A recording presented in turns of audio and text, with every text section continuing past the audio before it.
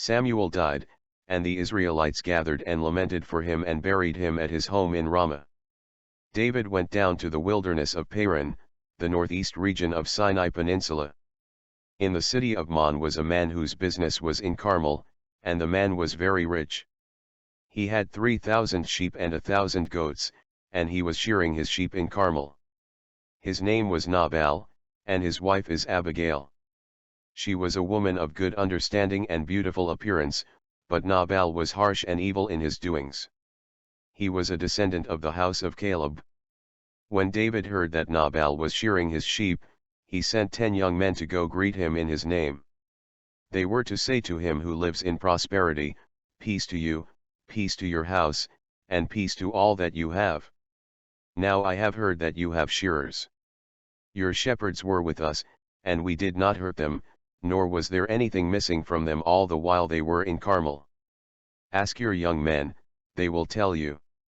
Then let my young men find favor in your eyes, for we come on a feast day. Please give whatever comes to your hand to your servants and to your son David." When David's young men came to Nabal, they spoke to him according to all these words in the name of David, and waited. Then Nabal answered David's servants and said, "Who is David, and who is the son of Jesse? Many servants nowadays break away from his master. Should I then take my bread and my water and my meat that I have killed for my shearers, and give it to men when I do not know where they are from?" So David's young men turned on their heels and went back, and they came and told him all these words. Then David said to his men, "Every man gird on his sword." And every man girded on his sword, and David girded on his sword. Then about 400 men went with David, and 200 stayed with the supplies.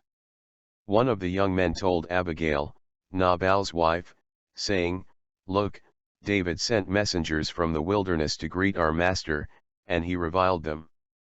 The men were very good to us, and we were not hurt, nor did we miss anything as long as we accompanied them, when we were in the fields. They were a wall to us both by night and day, all the time we were with them keeping the sheep. Now therefore, know and consider what you will do, for harm is determined against our master and against his entire household, for he is such a scoundrel that one cannot speak to him." Then Abigail made haste and took 200 loaves of bread, 2 skins of wine, 5 sheep already dressed, 1/5 bushel of roasted grain, 100 clusters of raisins, and 200 cakes of figs, and loaded them on donkeys. Then she said to her servants, "Go on before me, see I am coming after you." But she did not tell her husband Nabal. Abigail rode on the donkey and she went down under cover of the hill, and there were David and his men, coming down toward her, and she met them. Now David had said, "Surely in vain I have protected all that this fellow has in the wilderness, so that nothing was missed of all that belongs to him, and he has repaid me evil for good. May God do so, and more also, to the enemies of David, if I leave one male of all who belong to him by morning light." When Abigail saw David, she dismounted quickly from the donkey, fell on her face before David, and bowed down to the ground. She fell at his feet and said, "On me, my lord, on me let this iniquity be. Please let your maidservant speak in your ears, and hear the words of your maidservant. Please, let not my lord regard this scoundrel Nabal. For as his name is, so is he, Nabal is his name, and folly is with him. However, I, your maidservant, did not see the young men of my lord whom you sent. Now therefore, my lord, as the Lord lives and as your soul lives, since the Lord has held you back from coming to bloodshed and from avenging yourself with your own hand, now then, let your enemies and those who see harm for my lord be as Nabal. Now this present which your maidservant has brought to my lord, let it be given to the young men who follow you.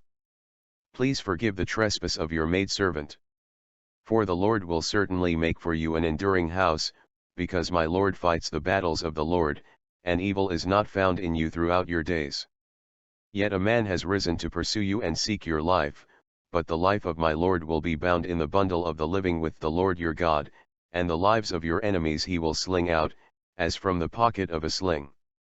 So it will come to pass, when the Lord has done for you according to all the good that he has spoken concerning you, and has appointed you ruler over Israel, that this will be no grief to you, nor offense of heart to you either that you have shed blood without cause, or that you have avenged yourself. However, when you have dealt well with yourself, and then remember your maidservant. Then David said to Abigail, Blessed is the Lord God of Israel who sent you this day to meet me. And blessed is your advice and blessed are you, because you have kept me this day from coming to bloodshed and from avenging myself with my own hand. For indeed, as the Lord God of Israel lives, who has kept me back from hurting you, unless you had hurried and come to meet me, surely by morning light no males would have been left to Nabal. Therefore, David received from her hand what she had brought him, and said to her, Go up in peace to your house. See, I have heeded your voice and respected your person. Abigail left David and went to her husband Nabal, and there he was, holding a feast in his house, like the feast of a king. And Nabal's heart was merry within him, for he was very drunk, so she told him nothing, little or much, until morning light. Then it was in the morning when the wine had gone from Nabal, and his wife had told him the things, that his heart died within him and became like a stone. Then it happened, after about 10 days the Lord struck Nabal, and he died. When David heard that Nabal was dead, he said, Blessed is the Lord, who has pleaded the cause of my reproach from the hand of Nabal, and has kept his servant from evil. Or the Lord has returned the wickedness of Nabal on his own head. Then David sent and proposed to Abigail to take her as his wife. When the servants of David had come to Abigail at Carmel, they spoke to her saying, David sent us to you, to ask you to become his wife. Abigail arose, bowed her face to the earth, and said, Here is your maidservant, a servant to wash the feet of the servants of my Lord. So Abigail rose in haste and rode on a donkey, attended by 5 of her maidens, and she followed the messengers of David, and became his wife. David also took Ahinoam of Jezreel, and so both of them were his wives. While David was on the run, Saul gave Michal, David's first wife to Palti, and son of Laish who was from Galim. David said in his heart, Now I will perish someday by the hand of Saul. There is nothing better for me than that I should speedily escape to the land of the Philistines, and Saul will despair of me, to seek me any more in any part of Israel. Therefore, I will escape out of his hand. Then David arose and went over with the 600 men who were with him to Achish the son of Moch, king of Gath. So David dwelt with Achish at Gath, he and his men, each man with his household, and David with his 2 wives, Ahinoam the Jezreelites, and Abigail the Carmelites, Nabal's widow. Then it was told Saul that David had fled to Gath, so he sought him no more. David said to Achish, If I have now found favor in your eyes, let them give me a place in some town in the country that I may dwell there, for why your servant should dwell in the royal city with you. So Achish gave him Ziklag that day. David dwelt in the country of the Philistines 1 full year and 4 months. Ziklag was originally a city given as an inheritance to the tribe of Judah. Therefore, the city of Ziklag has belonged to the kings of Judah to this day. The men, who came to David at Ziklag while he was still a fugitive from Saul, were among the mighty men, helping in the war, armed with bows, using both the right hand and the left in hurling stones and shooting arrows with the bow. They were of the tribe Benjamin, Saul's brethren. The chief was Ezer, then Joash, Jeziel, Barachah, Jehu, Ishmaiah, a mighty man among the 30, and over the 30. There were Jeremiah, Hahaziel, Johanan, and Jozabad, Elozeh, Jerimoth-Bealiah, Shemariah, and Shephisha. Also, there were Elkanah, Jishshiah, Azarel, Jozer, and Jashobim, the Korahites, and Jola, and Zebadiah, the sons of Jeroham of Gedher. Some Gadites joined David at the stronghold in the wilderness, mighty men of valor, men trained for battle who could handle shield and spear, whose faces were like the faces of lions, and were as swift as gazelles on the mountains.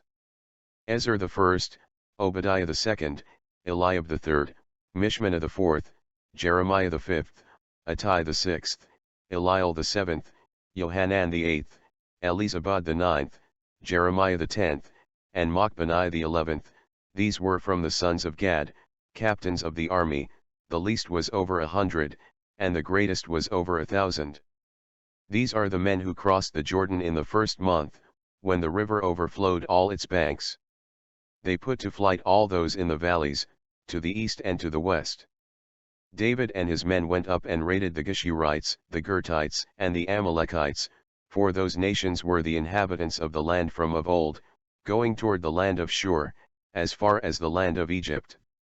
Whenever David attacked the land, he left neither man nor woman alive, but took away the sheep, oxen, donkeys, camels, and returned to Achish. Then Achish would say, "Where have you made a raid today?" David would say, "Against the southern area of Judah, or against the southern area of the Jerahmeelites, or against the southern area of the Kenites." David would save neither man nor woman alive, to bring news to Gath, saying, lest they should inform on us, saying, "Thus David did." This was his behavior all the time he dwelt in the country of the Philistines. Therefore, Achish believed David, saying, "He has made his people Israel utterly abhor him, so he will be my servant forever." In those days, the Philistines gathered their armies together for war to fight with Israel. So Achish said to David, "You assuredly know that you will go out with me to battle, you and your men." Then David said to Achish, "Surely you know what your servant can do." Some men from Manasseh deserted to David when he was going with the Philistines to battle against Saul, but they did not help the Philistines, for the lords of the Philistines sent them away by agreement, saying, "He may defect to his master Saul, and endanger our heads." When David went to Ziklag, those of Manasseh who deserted to him were Adnah, Jozabad, Jediel, Michael, Elihu, and Zillethai, captains of the thousands who were from Manasseh. And they helped David against the bands of raiders, for they were all mighty men of valor, and they were captains in the army, for at that time they came to David day by day to help him, until it was a great army like the army of God. Achish, the king of Gath, said to David, "I will make you one of my chief guardians forever." David had gone along with Achish, but he knew that the Lord would make a way to get him out of going up against his people, and David trusted in him. Then the Philistines gathered all their armies at Aphek, and the Israelites encamped by a fountain which is in Jezreel. Then the lords of the Philistines passed in review by hundreds and by thousands, but David and his men passed in review at the rear with Achish. Then the princes of the Philistines said, "What are these Hebrews doing here?" And Achish said to the princes of the Philistines, "Is this not David, the servant of Saul king of Israel, who has been with me these days, or these years? And to this day I have found no fault in him since he deserted to me."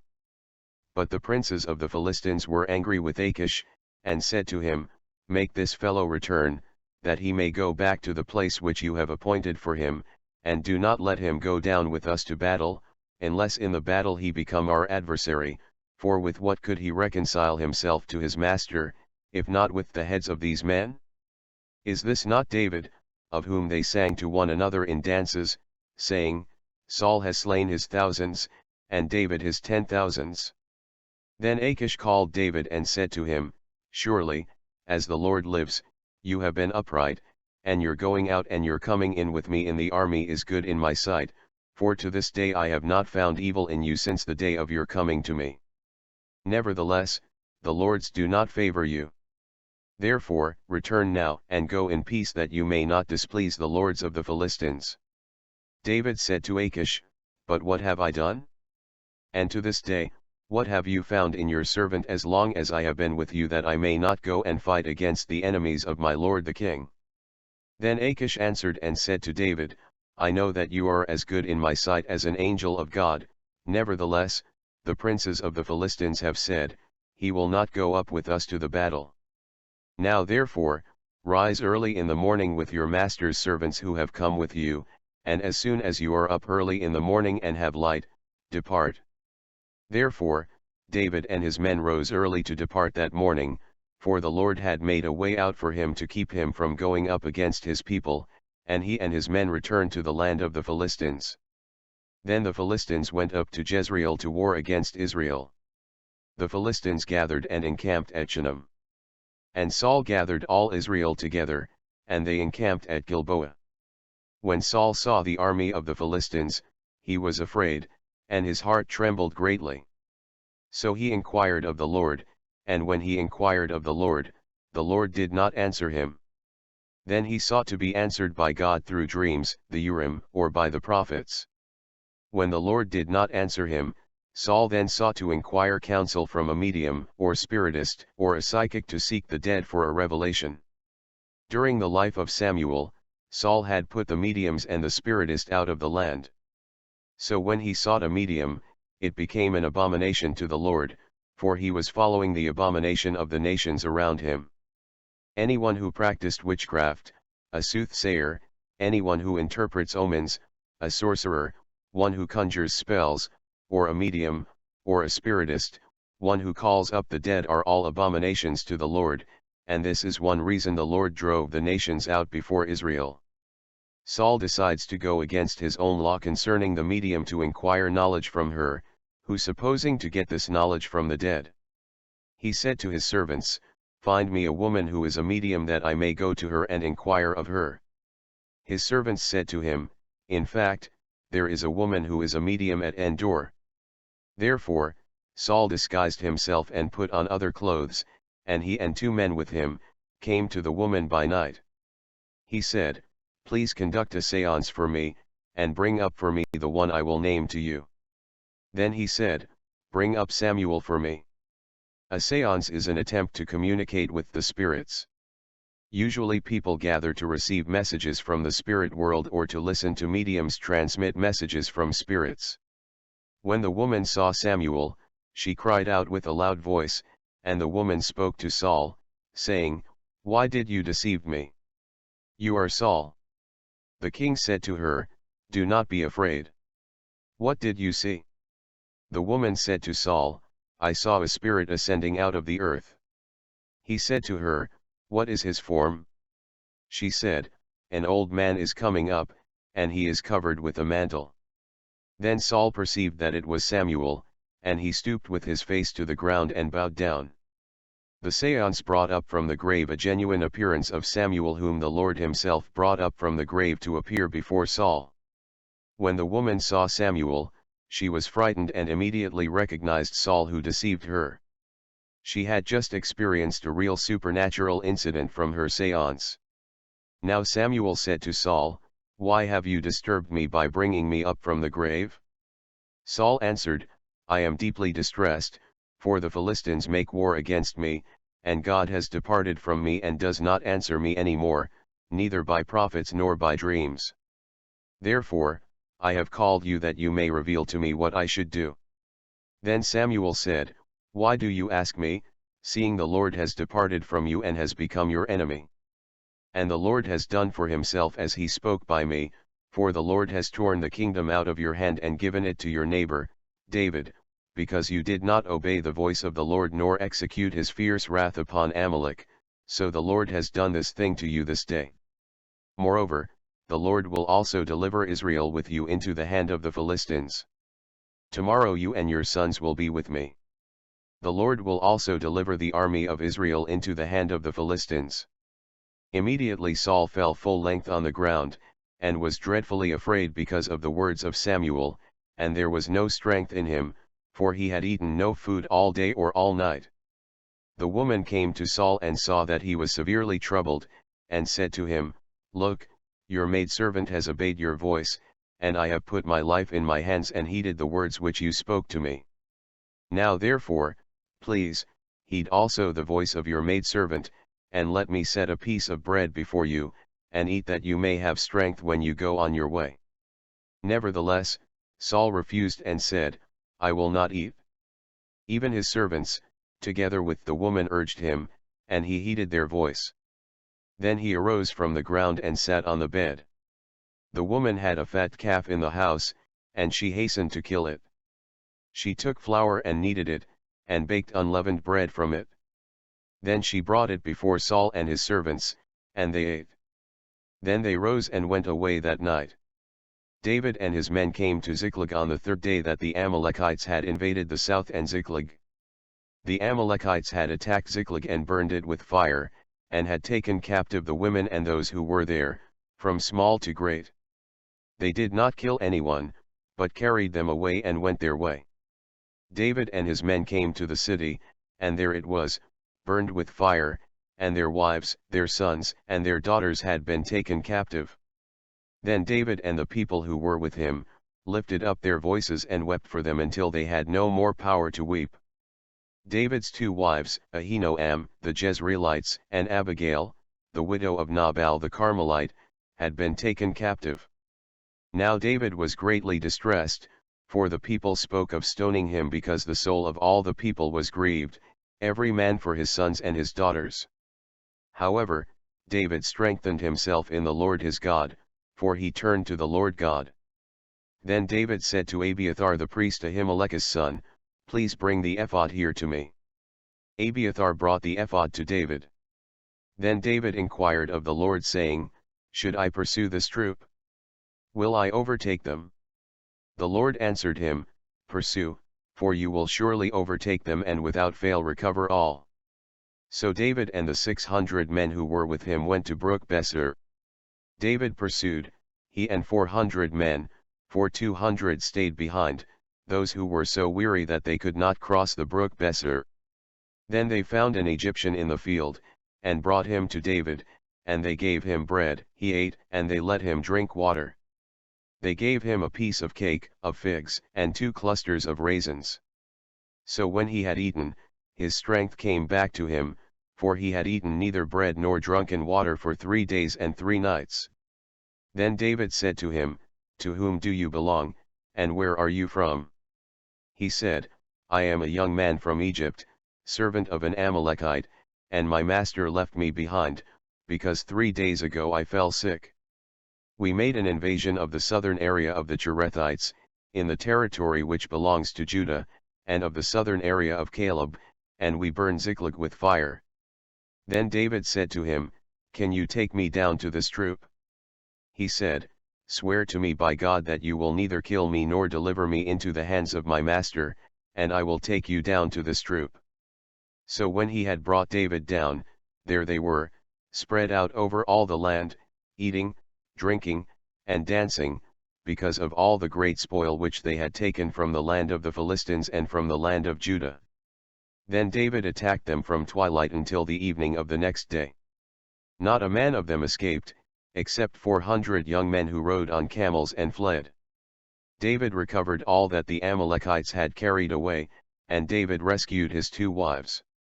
Nothing of theirs was lacking, either small or great, sons or daughters, spoil or anything, which they had taken from them, David recovered all. Then David took all the flocks and herds they had driven before those other livestock, and said, "This is David's spoil." Then David came to the 200 men who had been so weary that they could not follow David, whom they also had made to stay at the brook Besor. So they went out to meet David and to meet the people who were with him. When David came near the people, he greeted them.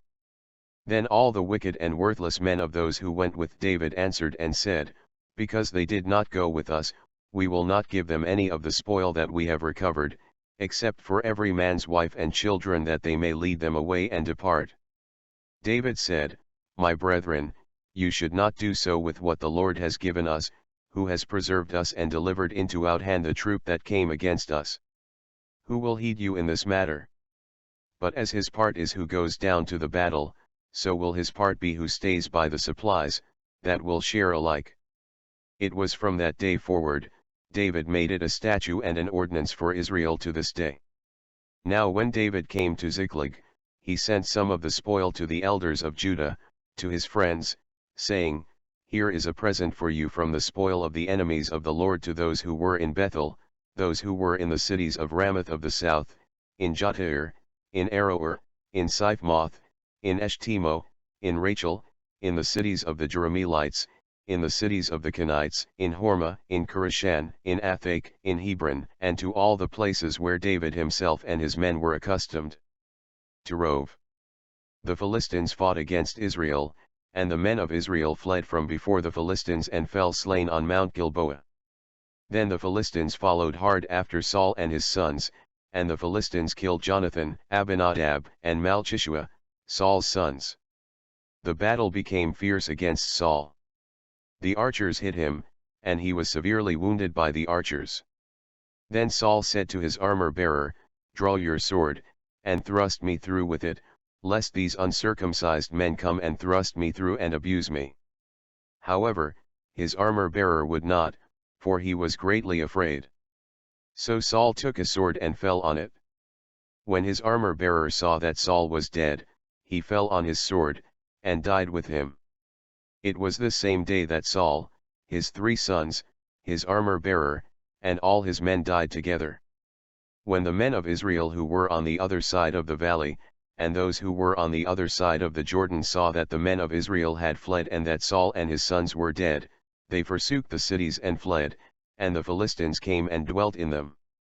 So it happened the next day, when the Philistines came to strip the slain, that they found Saul and his 3 sons fallen on Mount Gilboa. They cut off his head and stripped off his armor, and sent word throughout the land of the Philistines, to proclaim it in the temple of their idols and among the people. Then they put his armor in the temple of the Ashtoreths, their gods, and they fastened his body to the wall of Bethshan, the temple of Dagon. It was then that Saul died for his unfaithfulness which he had committed against the Lord, because he did not keep the word of the Lord, and because he consulted a medium for guidance. He did not inquire of the Lord, therefore, the Lord killed him, and turned the kingdom over to David the son of Jesse. After the death of Saul, when David had returned from the slaughter of the Amalekites, and David had stayed 2 days in Ziklag, on the 3rd day, behold, it happened that a man came from Saul's camp with his clothes torn and dust on his head. So it was, when he came to David, that he fell to the ground and prostrated himself. David said to him, "Where have you come from?" He said to him, "I have escaped from the camp of Israel." Then David asked him, "How did the matter go? Please tell me." He answered, "The people have fled from the battle, many of the people are fallen and dead, and Saul and Jonathan his son are dead." Then the young man who told him said, "As I happened by chance to be on Mount Gilboa, there was Saul leaning on his spear, and indeed the chariots and horsemen followed hard after him. Now when he looked behind him, he saw me and called to me, and I answered, 'Here I am.' Then he said to me, 'Who are you?' Then I answered him, 'I am an Amalekite.' He said to me again, 'Please stand over me and kill me, for anguish has come upon me, but my life still remains in me.' The Amalekite was lying. For we know that Saul spoke to his armor-bearer to kill him for the very reason that he did not want an Amalekite, an uncircumcised man, to come and thrust him in and abuse him. Therefore Saul took a sword and fell on it. The man continued and said, 'So I stood over him and killed him, because I was sure that he could not live after he had fallen, and I took the crown that was on his head and the bracelet that was on his arm, and have brought them here to my lord.' Then David took hold of his own clothes and tore them, and so did all the men who were with him. They mourned and wept and fasted until evening for Saul and for Jonathan his son, for the people of the Lord and for the house of Israel, because they had fallen by the sword. Then David said to the young man who told him, 'Where are you from?' He answered, 'I am the son of an alien, an Amalekite.' So David said to him, 'How was it you were not afraid to put forth your hand to destroy the Lord's anointed?' Then David called one of the young men and said, 'Go near, and execute him.' Then he struck him so that he died. And David said to him, 'Your blood is on your own head, for your own mouth has testified against you, saying, I have killed the Lord's anointed.' Then David lamented with this lamentation over Saul and over Jonathan his son, and he told them to teach the children of Israel the song of the bow. Indeed, it is written in the book of Jasher. David had just left from the slaughter of the Amalekites, and a young Amalekite later came to him with a report of the turnout of the battle of Israel and the Philistines, and in turn, he lied to David. He confessed to killing Saul, the Lord's anointed. The young Amalekite may have heard of the ongoing conflict between Saul and David and saw an opportunity to advance himself in the eyes of David by saying he killed his enemy. Why he lied about the matter, we can only speculate. It could have been to gain favor or recognition in the sight of David, or he may have sought an award. Whatever he sought, he received only death. Now Jeiel, and father of Gibeon, whose wife's name was Maacah, dwelt at Gibeon. His firstborn son was Abdon, then Zur, Kish, Baal, Nadab, Gedor, Ahio, Zechariah, and Mikloth. Mikloth's son was Shemim. They also dwelt alongside their relatives in Jerusalem, with their brethren. Na's son was Kish, and Kish's son was Saul. Saul's son was Jonathan, Malchishua, Abinadab, and Eshbaal. The son of Jonathan was Merib-Baal, and Merib-Baal's son was Micah. The sons of Micah were Pithon, Melech, Tariah, and Ahaz. Ahaz's son was Raja, and Jerah's sons were Alameth, Azmaveth, and Zimri, and Zimri's son was Moza. Moza's son was Bineah, Rephiah his son, Eleazar his son, and Azel his son. Azel had 6 sons whose names were these: Azrikam, Bacharu, Ishmael, Shariah, Obadiah, and Hanan. These were the sons of Azel. This was the family of Saul. Modern history of spiritualism started in 1848, in a town called Hydesville, New York, where 2 sisters, Kate and Maggie Fox, lived. Not long after they moved into the house in Hydesville, the house began to make sounds. They began to personate these sounds as if they were persons. By knocking 1, the sound would echo 1, and knocking twice, the sound would echo twice. They perceived that they were receiving messages from the dead. Soon after the telegraph was invented, the Fox sisters believed that they could link this world with the spirit world through the invention of the telegraph. Truly enough, the spirits, not of the dead, but familiar spirits, began deceiving multitudes in believing communication with the dead is possible. Today, over 100,000 of believers in spiritualism believe that they can communicate with the dead. They also believe that there is no hell. But what does the Word of God say about the dead? For the living know that they will die, but the dead know nothing, and they have no more reward, for the memory of them is forgotten. Also, their love, their hatred, and their envy have now perished, never more will they have a share in anything done under the sun. See Ecclesiastes 9 verses 5 and 6. The dead know nothing. Verse 10 says, "Whatever your hand finds to do, do it with your might, for there is no work or device or knowledge or wisdom in the grave where you are going," and verses 11 and 12, "But time and chance happen to them all, for man also does not know his time." Therefore, we can perceive that what spiritualists say of the dead, are no more than demons personating dead people or relatives called familiar spirits. Demons are deceiving spirits. Remember that demons do come as agents of light to deceive those who believe that the spirits of dead people continue to roam the earth after death. Believe me, these are familiar spirits personating a mother, father, husband, a wife, or child. Demons can transform into any dead person, because demons know what the person looked like before he or she died, and they also know the most personal things that were about them. Today, mediums and psychics consult demons for those who come to them wanting to receive a message from their dead loved one. They have come into this knowledge through demonic spirits. The person believe the dead can communicate to them, and wanting to talk to their loved one, the mediums and psychics consult the dead person for them, only it is not the person that's dead they consult, but it is a deceiving spirit, or a familiar spirit that they receive a message. Thanks for listening.